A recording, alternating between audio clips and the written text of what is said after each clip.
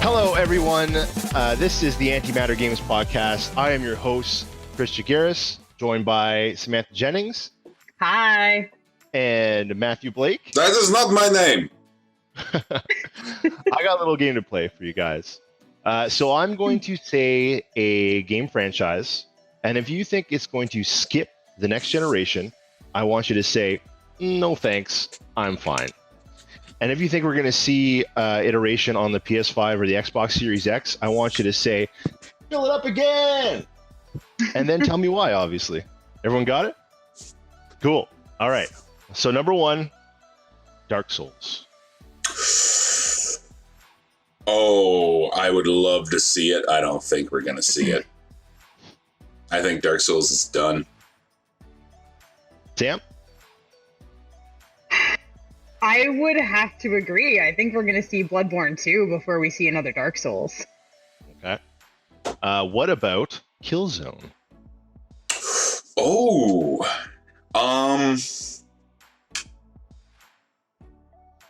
No, I think Guerrilla's got their hands full with Horizon Zero Dawn, and I think they're going to be making more of those. That's rumored they want to make it a trilogy. So, yeah, I don't think we're going to see a Killzone, though I'd love to be wrong on that. So what you're trying to say is, no thanks, I'm fine. No, thanks, I'm fine. Sam? Yeah, no thanks. I'm fine. What about Red Dead Redemption? Oh, they're going to fill that up again. No doubt. You think so, eh? We skipped the whole generation with not Gran Turismo, with Grand Theft Auto. You think we'll get another Red Dead Did on we? PS5? Did we? Skipped it, man. Grand Theft Auto 5 was a PS3 game. It was, but they did remaster and put it at, like, the PS4 release was different than the PS3 release. Still, the original release, PS3. Sam, I mean, I knew that, but I would still consider Grand Theft Auto 5 for PS4 a PS4 Grand Theft Auto. Okay. So we're getting more Red Dead. Yeah. Sam? Are they working on anything else? It's rumored they're working on Bully 2. And we know, as far as like some news a couple weeks ago, that GTA 6 is in development as well. Ooh. No thanks. I'll pass. Okay. What about Street Fighter?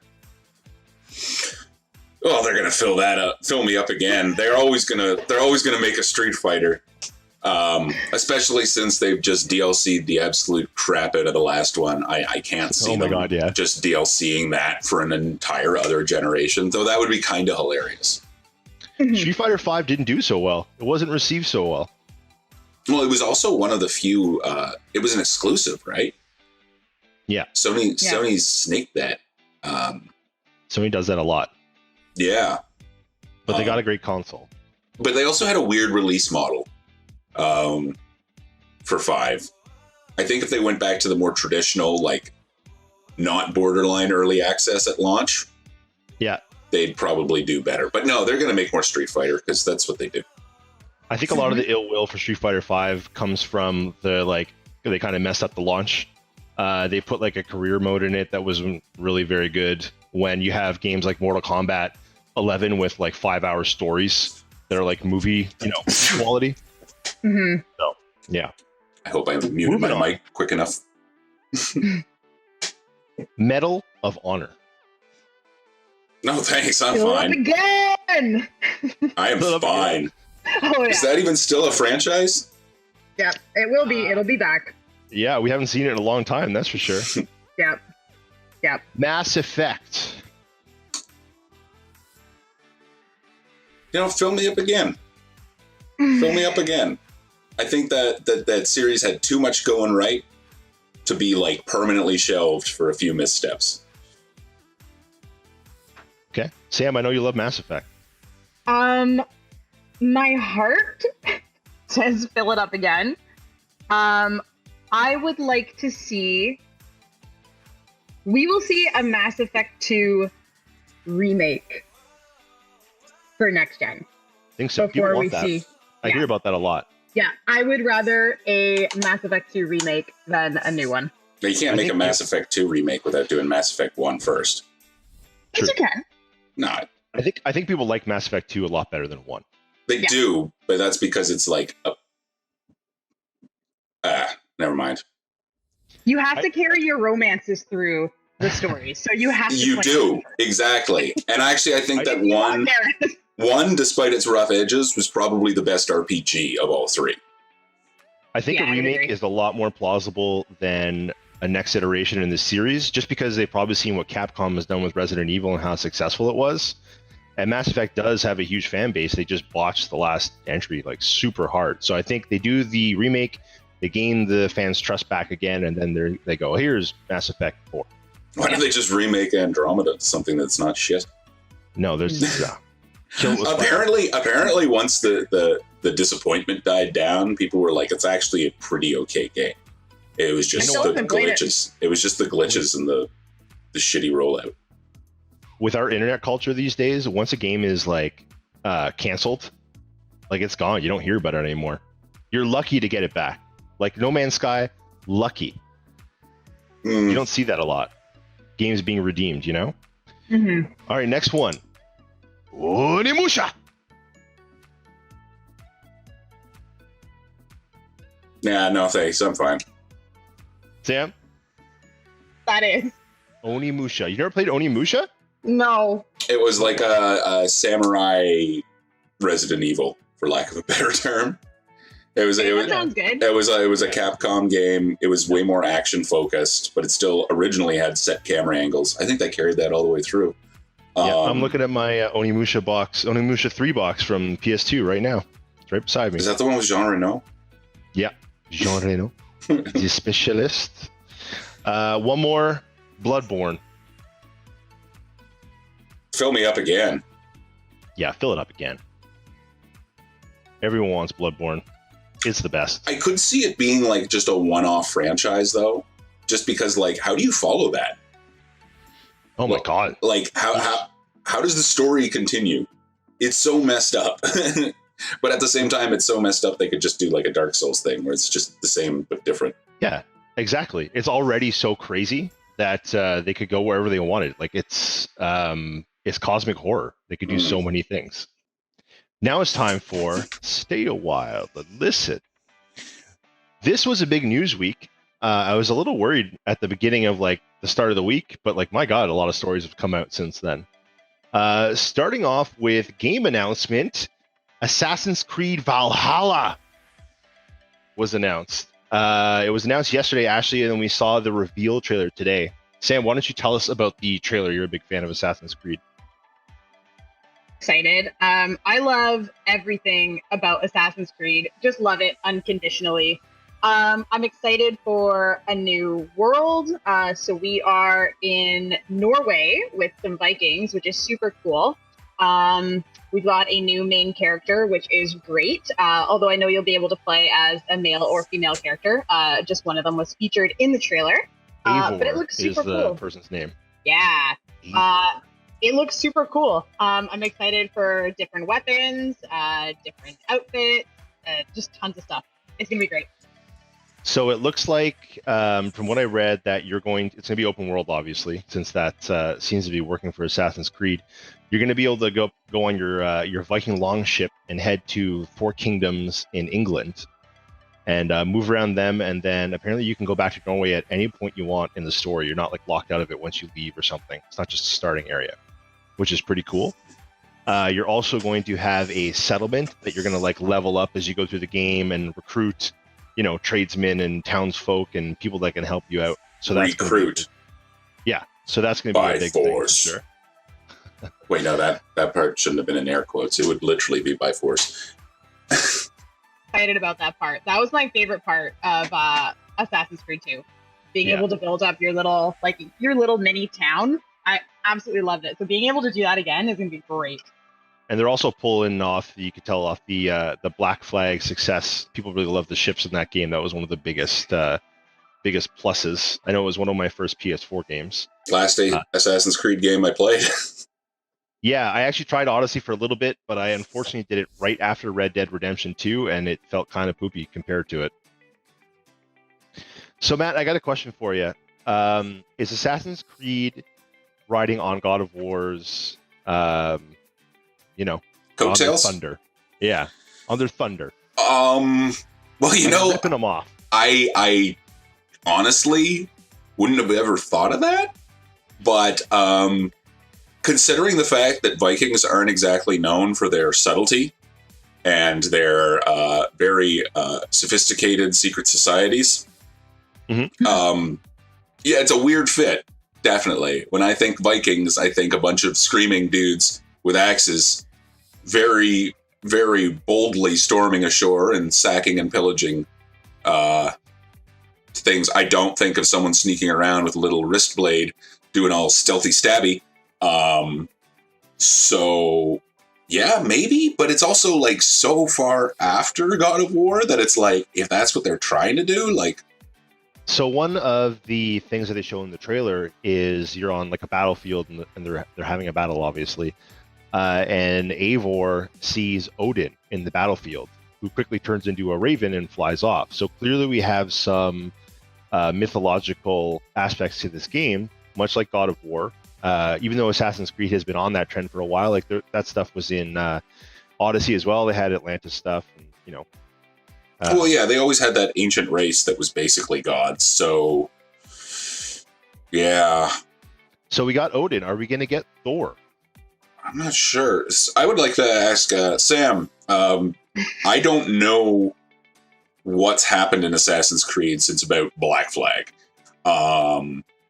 So like, what in the last few games? What are the big plot points? So big plot points. Basically, we've just been introduced to more of that first civilization.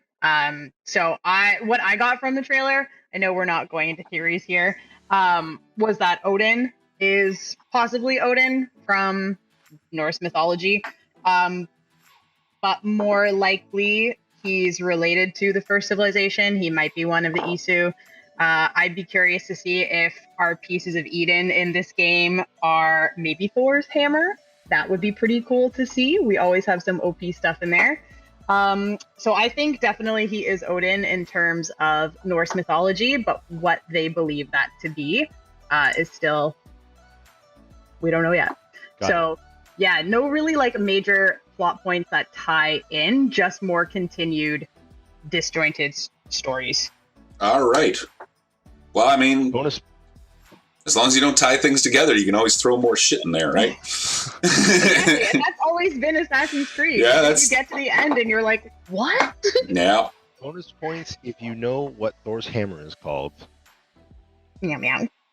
Desmond Miles. Nope. It's called Mjolnir. Mjolnir. Meow meow. How do you not know what Thor's hammer is called, but you love the Avengers? I know what it's called. Meow meow. That's actually a quote from Avengers, so. Really? Yeah! Oh! When did they say that? It's in I think it's in the first one, the first Thor movie. The girl that's friends with Natalie Portman, when he's trying to find his hammer, and he's like, I need to find my hammer, and he's just like, I have to find it. And she's like, meow meow, what's meow meow? And she keeps calling it meow meow, like the whole movie. Wow, I need to watch that movie again. I do not remember that. You do. All right, moving on from meow meow. Big Last of Us 2 news. So, The Last of Us 2, a lot of its main story points were leaked earlier this week. Vindictively. Yeah, allegedly from a disgruntled employee. I've seen lots of potential reasons as to why they did it. I'm sure none of them are correct. But what that caused was Last of Us 2, which was delayed indefinitely, to have its release date moved up. Only a few weeks past when it was originally supposed to be released, which is June 19th. So we get The Last of Us now June 19th, and then because of that, Ghost of Tsushima, which is a game I'm really looking forward to, was bumped back an entire month. So I'm not sure how they feel about that. Probably not very good. Yeah. Could be their game. What I want to ask you guys is, how do you feel about leaks in general? Do you like to hear them? Would you rather not? Do you find they hurt the industry? Sam, you want to take the point?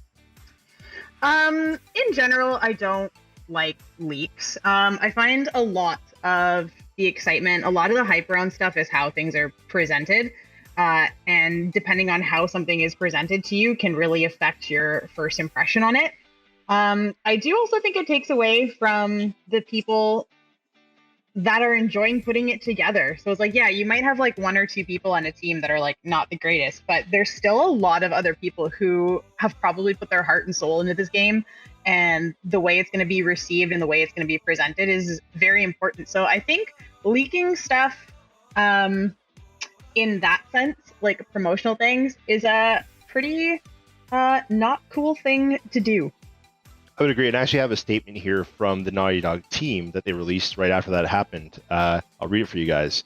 We know the last few days have been incredibly difficult for you. We feel the same. It's disappointing to see the release and sharing of pre-release footage from development. Do your best to avoid spoilers, and we ask that you don't spoil it for others. The Last of Us Part 2 will be in your hands soon. No matter what you see and hear, the final experience will be worth it. Naughty Dog. So I'm sure a lot of people have, poured their heart and soul into this game and are pretty upset that a lot of people now know what's going to happen. And I would say I'm one of them. I was really looking forward to The Last of Us Part 2. I wasn't like a huge fan of the first one. I wasn't singing from the rooftops about it like a lot of other people. But just what I've seen of The Last of Us Part 2 from like E3 and the trailers they've decided to show us, it looks very compelling. And the gameplay looks different, and it just looks like next gen. You know what I mean? And I can't wait to experience it myself. So I'm lucky I missed those spoilers, but I feel bad for the people that saw them. Yeah. I feel like the people that saw them kind of did it to themselves. The leaks. So first of all, there's two kinds of leaks. There are like leaks, which are just, not specific, no plot details, but it's like something's in development. And these are the kind of leaks that usually come out before a game, like a company confirms, oh yeah, we are making that game. And by the way, we have a trailer ready. And you're like, was that really a leak, or was that just sort of like a soft promotion? Yeah. But then there's this kind of leak where it's just full story spoilers, details, cutscenes, all that. But the thing about it is, that's a lot of information, and it takes some time to process. So I don't think there's anyone who watched all that stuff and was like, oh, now I know how it ends. It's like, no, you went out of your way to see things before they were done. Once this story breaks and people are posting things like, here's how the game ends. Like, if you click that link, like, you don't have to. I understand that curiosity is natural, but people need to exercise some fucking self-control. If you weren't out there trying to look for how The Last of Us 2, like, if you want to look up how it ends, you can go and do that. But, like, you don't have to. Let me give you a good example here, okay? Now, I scroll through Twitter every day. I follow lots of gaming publications, and I instinctively just read, tweet to tweet to tweet. Last year, right before E3, we expected a big reveal from FromSoft. Mm-hmm. Okay. Now, Jason Schreier leaked the information that the game would be Elden Ring, co-written with George R.R. Martin of Game of Thrones fame. Mm-hmm. Now, I just started reading Schreier's post, and before I, knew what I was reading, there it was right in front of me, and that was spoiled. Now, it's not the biggest deal, but when I went to watch the Xbox press conference, and that big George R.R. Martin popped up across the screen, if I hadn't read that tweet, I would have been out of my chair jumping around, because that's huge. From software game mechanics with that kind of narrative, like, that sounds amazing, right? Yeah, plus the game will go on forever because it'll never finish. Yeah, or it'll just finish. I think the difference with a difference with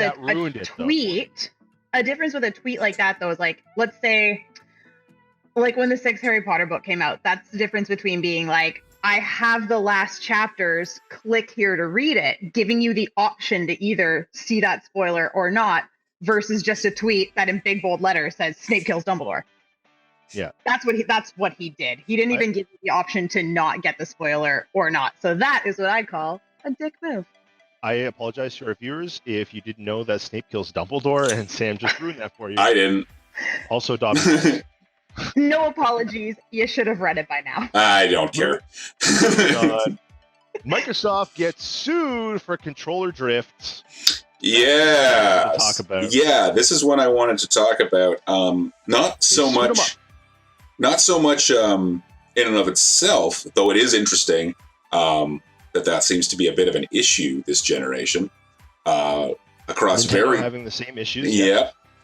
But what I wanted to tie back to was last week we were talking about the well, I guess it's not a leak, the reveal of the PlayStation 5's controller. And my concern was with all those little bits and bobs in there and all the little mechanics, there's just more to break down. And I thought it was interesting now that another major company is having issues with their first-party controllers. I mean, I have boxes of old Nintendo stuff, and all those controllers work fine, like day one. I got an Xbox 360 controller for my PC that I was using before I started using a PS4 controller, and I have an original Xbox, and those controllers rock solid. So it's not like these companies had a history of shoddy controllers, but it seems that now we're living in a day where it's just like, it's always been the cheapest bid gets the contract, but it seems like quality is sliding a bit. Materials are sliding a bit. So this just sort of brings up my concerns from the last podcast that going forward, like, controller failure rates might be going up just because they're going to be more cheaply manufactured.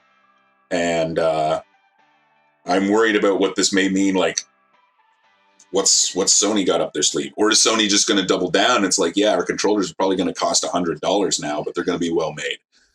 That's an interesting point. I've never had a piece of equipment break. Yeah, aside from that, was my PlayStation. I realize I did mention last podcast I did break a PS2 controller, but I mean that was user error. Did you throw it at the screen though? Oh, you're no. Remember, I was using it aggressively to make Cyberman at a loading screen in the Dragon Balls. I literally put the analog stick in the center of my palm and went like there. So PlayStation, the only company not having any issues with this recently, because it's only been like the newer Xbox controllers and specifically from Nintendo, the Joy-Cons. They call it Joy-Con drift. Yeah. And that story about Nintendo broke a few months ago, and they were getting sued as well. And that issue was widely spread. And I actually read in the article about about Microsoft getting sued that apparently Microsoft has known about this. And it's a big issue, and they're being sued because they failed to disclose it upon purchase of these controllers. Yeah, which to me just says they made a big order of these controllers. They went probably. I mean, I don't want to say China, but probably. And by the time they got them all in hand and realized the issue, they had like millions of them. And it was just too expensive to say, scrap it all, start again. So they put them out and crossed their fingers and hope for the best. And the Elite controller is very popular, so I can see that being true for sure. Yeah. You know, they kind of started off at a sprint, and they're like, they couldn't stop it because they were going too fast. And I mean, given the Xbox One, I mean, it's, I don't want to say lackluster performance, but I mean, it hasn't been a great generation for Microsoft. They're probably looking to cut some costs, and if they want to roll out a new controller, they probably wanted to do it as cheap as possible. And unfortunately, this is what we got. So, you think it would have saved them some money just to, like, if your controller breaks, we'll give you a new one? Yeah, that would have been great. But that also acknowledges, like, it might break. You know that controller you just bought? I'm not saying it's gonna break, just in case. But if it does, we'll give you a new one. I don't know why.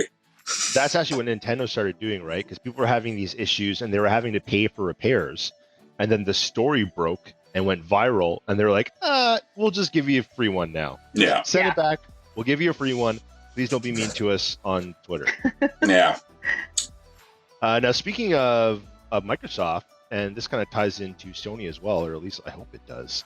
Microsoft made a tweet today saying, you want games? We'll give you games. And they announced on May 7th, they're going to have a reveal event for their Xbox Series X first party and just next gen titles. So that's exciting. And that means if Microsoft is doing that, I'm assuming PlayStation is doing the same thing to stay competitive, because they haven't done their event either yet. Yep. Well, also this works great for Microsoft too, because I have to admit I'm following them a lot more since they put Game Pass on PC. Great move. I am suddenly like actually care, because before I was always like PC gamer first, PS4 for exclusives. I got Bloodborne, I got Uncharted 4, I ended up getting Dark Souls 3 just because so many people on PS4 had it. Like God of War. Yeah, God of War. But now all of a sudden, first-party Microsoft titles, I can play those for actually a very reasonable price. Halo, you can get Halo. Yeah, so color me interested. So speculation time. What do you think we're going to see at Microsoft's event? What do you think they're going to reveal? Because we already know about Halo, right? Halo Infinite's been announced. Take it away, Sam. So maybe gameplay for that? Any guesses? Take it away, Sam. I have no idea. I haven't touched an Xbox in about 18 years. Okay.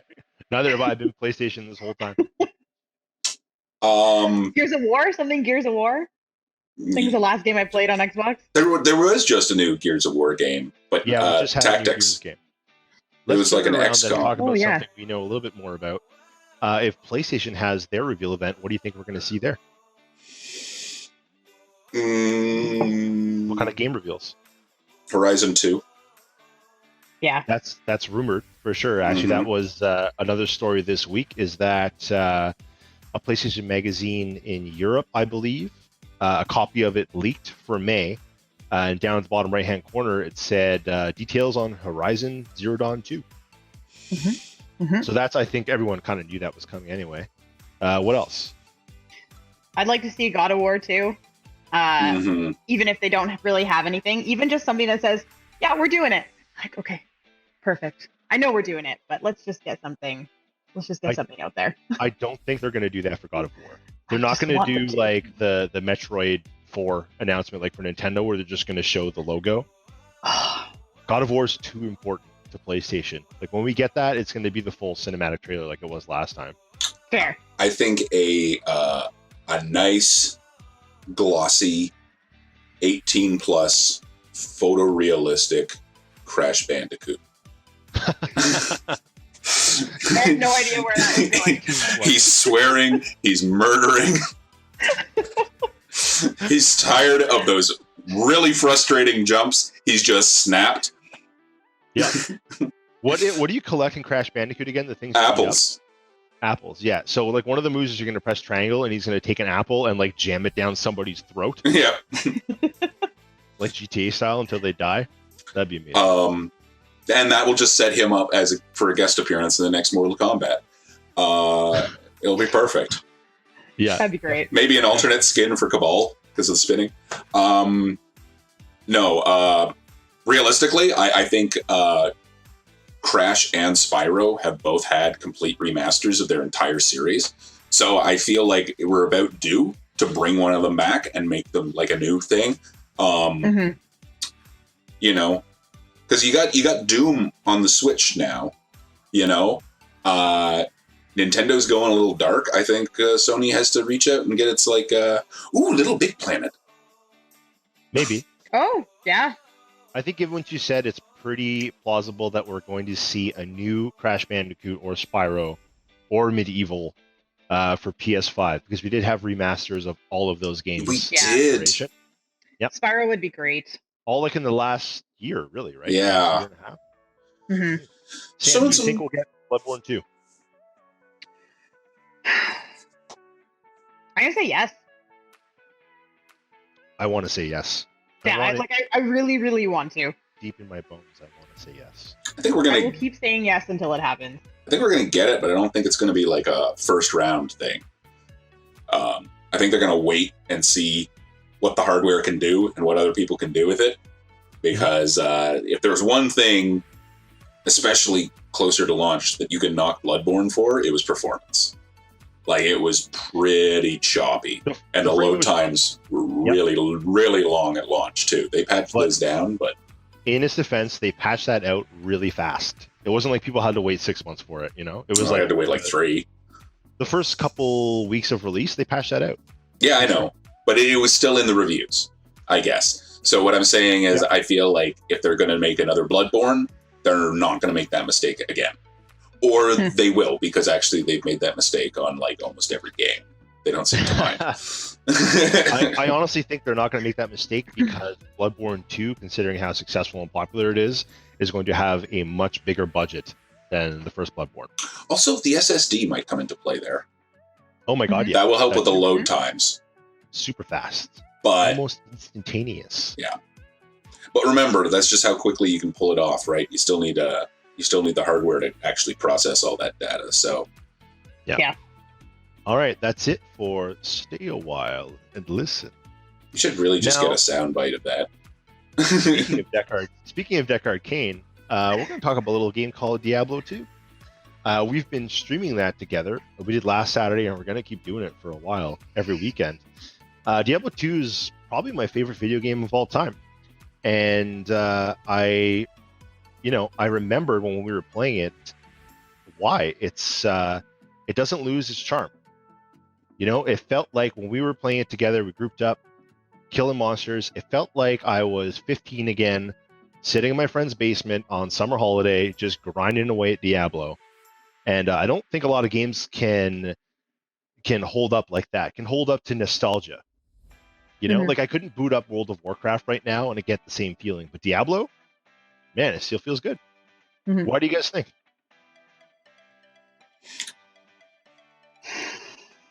Go ahead, Sam. I've been talking too much. That's a good question. I don't know. Like I was thinking about it. As soon as we all booted it up and installed it, just the music and seeing the screens and seeing the characters, everything just felt so good.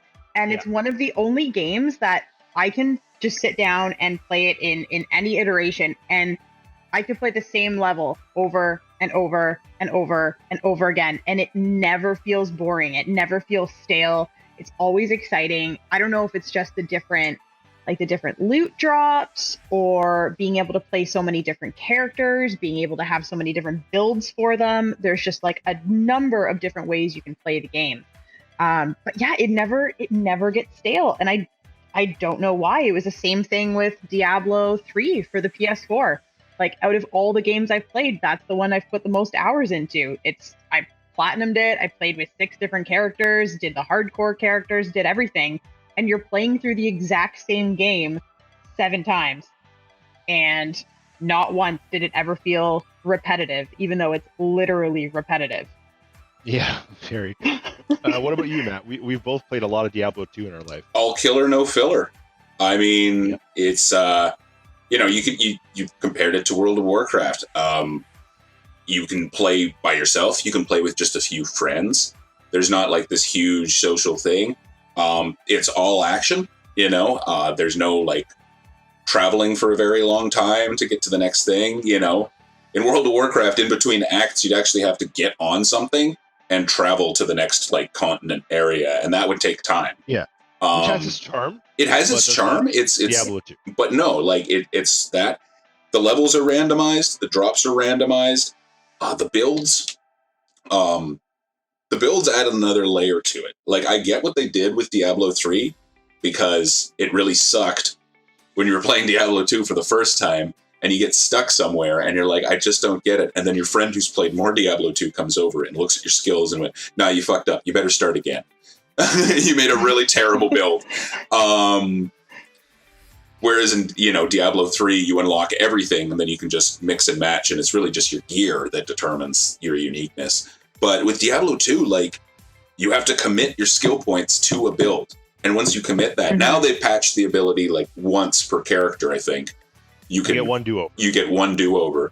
But no, you had to think ahead. You had to be sometimes you had to hold on to skill points and be I'm not spending these until this next skill unlocks, and then I'm going to dump them in there. Yep. There's really something personal about each character, even if you played the same character twice. If you have 2 barbarians with 2 different builds, they're very distinct and not interchangeable. Perfect example of that is getting to Act 4 for the first time on my Cold Sorceress, just to find out that the Abyss Knights in Act 4 are immune to cold. Yeah. And all of my points were put into fucking Blizzard and whatever others, Frost Nova, and I just couldn't kill them. So that was before they put the do-over in. So I just had to start over again. or like look or up, you know, or find a better friend, builds. or Yeah. or get a friend who can damage Exactly. them and be like, hey, I'll get you there. You just have to deal with it. Exactly.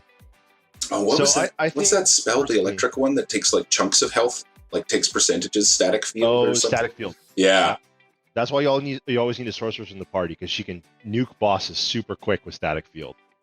It's super cheesy, but like it's in there. And that's why, as a sorceress, you always need to have one like off element, at least one off element spell. Yep. You know, if you're So I think one of the things that makes Diablo 2 really special, and I don't know if it was like an accident or just like the perfect storm of like game development, but everything is like so finely tuned as far as the sound design goes. Like when we're talking about gold dropping, or the sound that an imp makes when you kill it, or the sound of equipping and unequipping a sword, it all sounds like so good and satisfying, and I could listen to it all day. And I think that's part of what makes pushing forward in Diablo 2 that much better, because you have that, and not to mention just like a haunting soundtrack, one of the best video game soundtracks of all time, I think. yeah, it's You know, good. like I've listened to the Tristram theme like 100 times, 1,000 times, sounds about a right. lot. When I play Dungeons and Dragons, I put Tristram on in the background because it's just perfect to like set that ambience. Mm-hmm. He does. Sam, did you play a lot of Diablo 2, or are you more of a Diablo 3 person? I did play a lot of Diablo 2 a very long time ago. I remember playing it from grade like 6 to probably grade 10. But it was always by myself. It was never with anyone. And then I didn't touch it again until Diablo 3 came out on the PS4. So I have to say, I've also played a lot of Diablo 3, probably 1,000 hours on PC. I played it a lot. And I don't think it's going to stand the test of time like Diablo 2 did.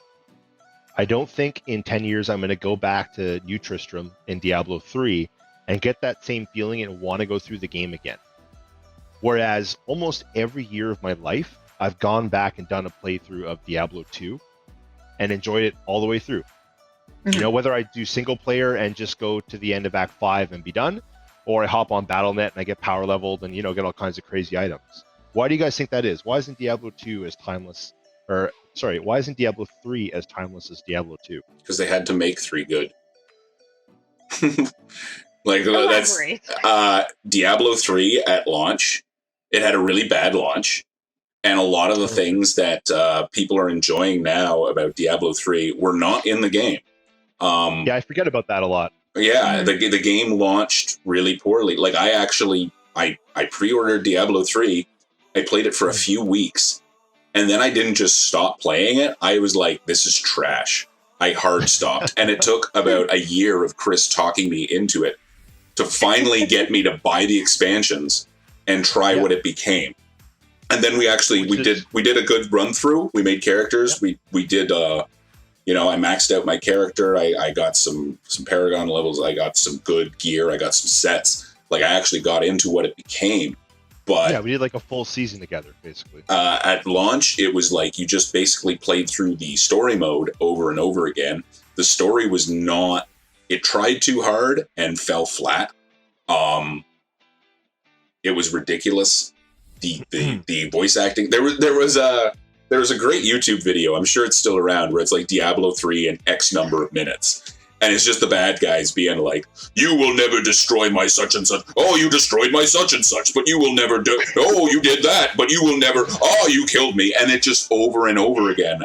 They killed off Cain, seemingly to replace Cain with new Cain, who, spoiler alert, ends up turning into Diablo, and then you kill them. And it's like, so wait, who the fuck? What? Who do I care about now? You know, I'm still unclear if Leah is dead at the end of Diablo 3. I have no idea. I don't know, but That's an interesting point about the plot. All those things that you just said, I didn't remember any of that. Yeah, because it was very forgettable. The Real Money Auction House, which I believe was only on PC, but completely just ruined. Oh, and the drop rate.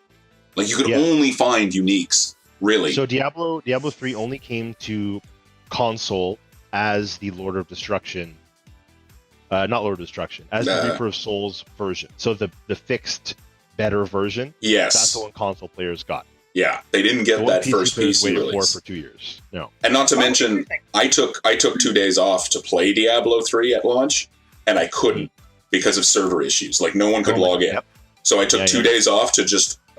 That was the first time I appreciated Twitter.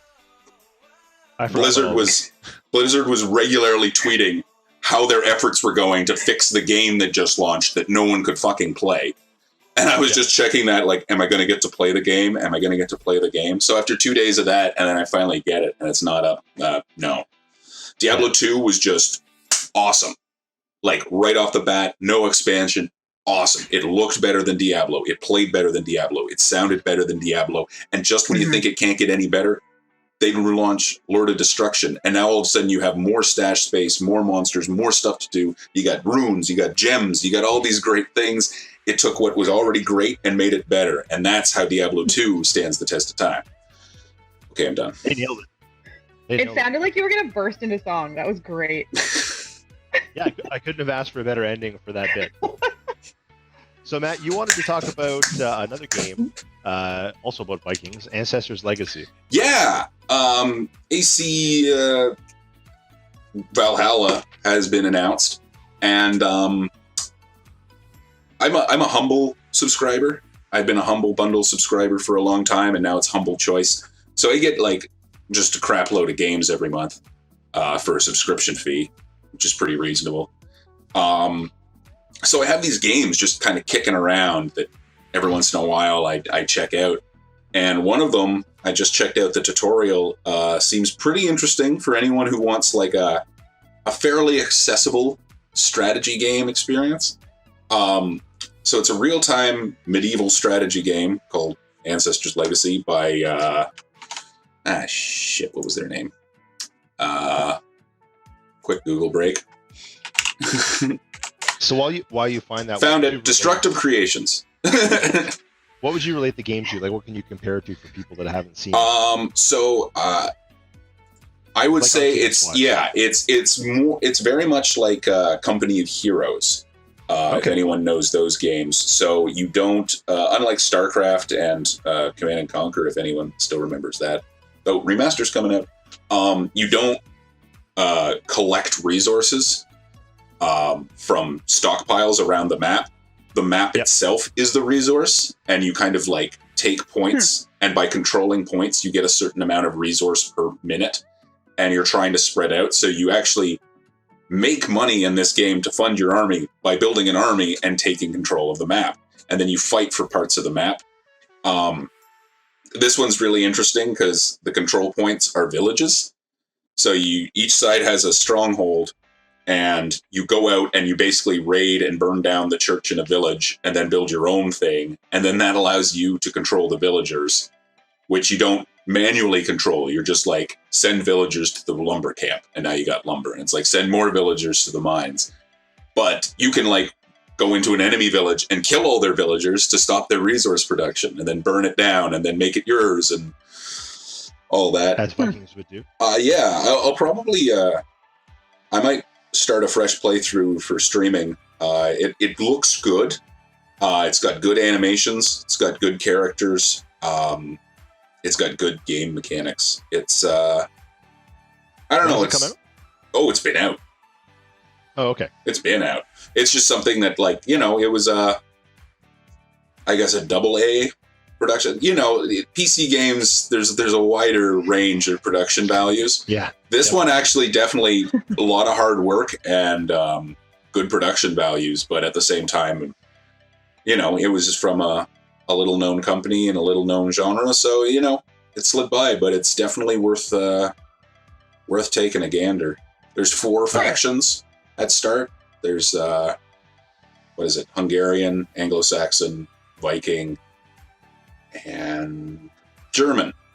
Yeah. Cool. And they all have their own little, like, you know, the Germans got the heavy armor, the Brits got, well, the Anglo-Saxons have the arrows. The Vikings just got the crazy. Well, if you didn't know, now you know. Yeah. It's time for the community queue. So, Juan wants to know, what our first consoles were and what was the first game we played on them. Go ahead, Sam. My first console was a Sega Genesis. I remember getting it for Christmas when I was 3. Whoa. Damn. Yeah, and I do have like a distinct memory of playing it at my grandma's place, up in her bedroom, because that's where the only TV was, and it was plugged in. And the first game I ever played was Sonic the Hedgehog 2. Nice. Yeah. It was either Sonic or The Lion King.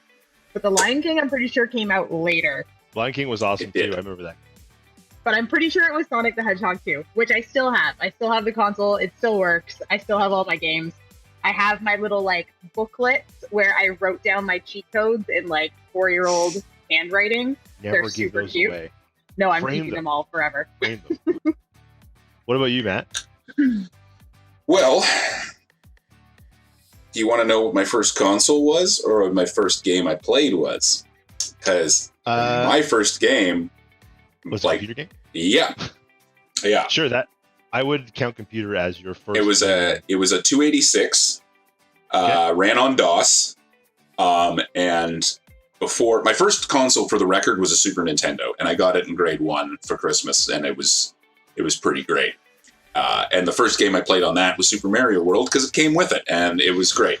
But before that, there was a 286 in my dad's den, and he had these little like floppy disk collections, just hundreds and hundreds of floppy disks, some for work and stuff. But I was very good at looking through them and finding the ones that had a bunch of words on them, because I was like, these are games. And I think, I can't tell you for sure what the first PC game I played was, but I can tell you I played a lot of the original Commander Keens. I'm talking like pre-4 PC speaker, you like that kind of stuff. Commander Keen 2, 3, Centipede, Dangerous Dave, Google it. John Carmack actually worked on that, I believe. Or maybe it was John Romero. Hold on. So for me, go it's ahead. funny. My first console was an NES, but my first memory of playing a video game, my dad had taken me to his friend George's house, and in his basement, George had an Atari, and it had the joystick and everything. And the first game I ever played was Pong. Actually, I tried Pong on the Atari, and then I'm not sure if it was that year or the year after, but my parents got me an NES. And then it was the gold cartridge, I guess Zelda 2. That was the first game that I played on it. Nice. I wish I still had that cartridge, and I know they're expensive to get now, that's for sure. Oh, yeah. So just for the record, it was John Romero, who was the designer and developer of Dangerous Dave, a kind of platformer kind of thing from the very, very crude days. I encourage anyone right now to Google it and just take a look, because this guy went on to make Doom. Doom rules. Nice. Yeah. The next console I got after that actually wasn't until the PlayStation. After the Nintendo, it was all PC games, man. It was Doom and Duke 3D and all those, and Quake and all those games for a long time, until I got my hands on another console again. You guys want to talk about bets? Sure, why not? Bets. So this time next week, I'm going to check Ubisoft's YouTube page, and I'm going to go look at the Assassin's Creed Valhalla trailer. How many views do you think it will have? And just for reference, right now it's sitting at 480,000. How many views? Matt? Well, I think 2.6 million. I just put a 2 over my bet from last week. Oh. 850,001. And one. Yeah. And my bet? 1.2 million. All right. By the way, And, this is backwards for you, right? No, I can see it fine. No, it's good now. It was backwards last week. Oh, okay. Because to me, it looks backwards. So I don't know. No, you're Real nice. Don't you worry. And now it's time to settle up from last week. So last week, we bet on Valorant. So before this podcast, I went on twitch.tv and I checked the main Valorant page for the total active views. Mm. Now, Sam bet 237,013. Matt bet 1.6 million. I misunderstood the question. And I bet 300,000. The actual number of total views, are you ready? 304,000. That makes me the first official podcast winner. So because I won, I get to give... Come on, people. You should have been watching. And I get to sign up. So my final word is... Leaks are bad. They suck. Don't spoil games for people. Yeah. Yeah. And my sign off? Rip and tear. Bye, everybody.